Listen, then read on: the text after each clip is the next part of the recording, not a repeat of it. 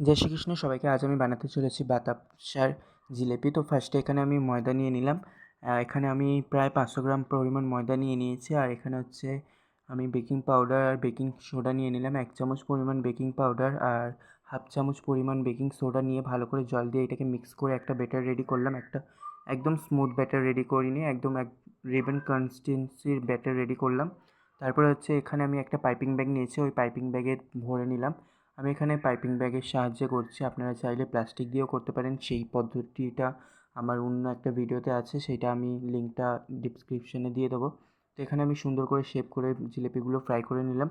আর সাইডেই আপনারা আগে দেখতে পেলেন আমি বাতাসার চিনির সরাটা বাতাসার সরাটা আমি রেডি হতে রেখে দিয়েছিলাম। তো এইটাকে ফ্রাই করে নিয়ে সুন্দর করে ওই সরার মধ্যে আমি দিয়ে দেবো। এখানে আমি কোনো এক তার কিংবা দু তারের বাতাসার চাশনি করিনি, নর্মালি চাশনি করেছি। আপনাদের ভিডিওটি পছন্দ হয়ে থাকে একটি লাইক করবেন অবশ্যই।